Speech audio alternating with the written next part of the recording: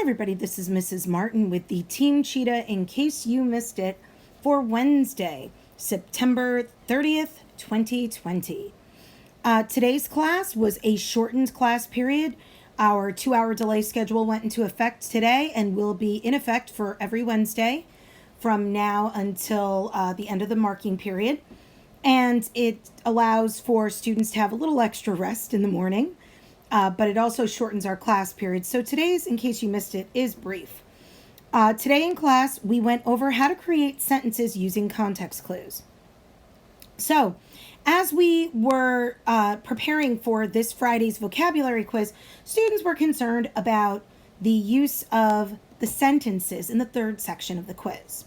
So students will be asked to select any 5 words from the vocabulary list and create sentences that clearly show the meaning of that word. So we went through some examples of how to do this successfully today. This sheet, creating sentences using context clues, reminds students of 3 strategies that are good to try. The first one is to include clues or details in whatever it is that you are writing. So clues and details hopefully will help you to get the idea of what it is that your word is about across to the audience. Okay. Second idea is to use synonyms. What are synonyms? They're simply words that mean the same thing. And the third idea is to use examples. So what we have in our examples below do a little bit of everything. Number 1 says the street was acrid due to the dead skunk on the road that had been hit multiple times by passing traffic. The highlighted portion is us using details to get across the meaning of the word acrid. Now, the word acrid is not on your vocabulary list. Do not panic. But it is a challenging word. What does it mean? Well, what does a dead skunk smell like? It stinks.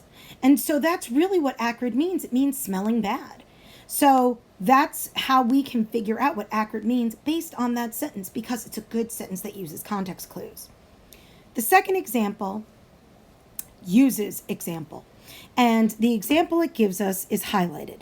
He jauntily walked down the street after learning he had won $10,000 for having the top essay in a competitive writing competition. So based on the highlighted section, what does the word jauntily mean? Well, somebody who wins something is obviously going to be happy. And the idea that he just won a really competitive competition means that this person isn't just happy, but he's also proud. So jauntily means proud and happy. Pretty easy. Now, we discussed the words that were on the list. So in the next section, you see we have some words from the list used in a way that's not incorrect. These words are used accurately. They are grammatically correct in the sentence. They belong there. But the sentences aren't detailed enough to give us a really good idea of what those words mean. So for number 1, the din came from the closet. Without more details or examples or synonyms, we're going to believe that din could mean anything. It could be your little brother that came from the closet. It could be a mouse that came from the closet. So if we add adjectives like loud before the word din, then we get something a little more descriptive. The loud din came from the closet.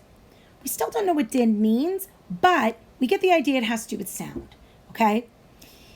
If we want to push it further and add an example to the end of that sentence, we can say, the loud din came from the closet because a shelf broke and all of my belongings hit the floor. Now, we get that idea of that tumultuous clamor that we hear in the definition for din on the list, okay? Similarly, for number 2, I am in distress. If someone doesn't know what distress is, that sentence has very little meaning. We don't know if it's a positive thing or a negative thing. We don't know what it means at all. But what you could do is give an example. I am in distress because I have a test on Friday that I did not study for. Well, that gets across the idea of being worried or anxious. I am in distress because my family was in a car accident and I'm not really sure what's going to happen to them. Now we're getting into that idea of it being emotional pain and panic, right? So there are ways to build up sentences that really clearly demonstrate what the word means. And that is your homework tonight. So you're choosing any 5 words from the 9-10 vocabulary list and writing a sentence for each one in the space below. And then I will check these sentences and let you know if they're good for using on Friday's quiz. If you have good solid sentences today, then you can just remember those sentences and apply them to the quiz on Friday. And then you know you've got a solid 25 points of the quiz squared away in your back pocket, ready to go. The other 2 sections of the quiz are a fill in the blank section, and yes, you will need to know how to spell those words, and a multiple choice section. So with that being said, we then went into review games, and what you will find is that those review games have been shared with you in Google Classroom once again. So here it says review games for Friday's quiz. For Nearpod, which is the game that we played today, you're going to use the second link, and it says click below. When the link opens, enter your name, choose your character, and press start. And then you'll be able to play the Nearpod game on your own.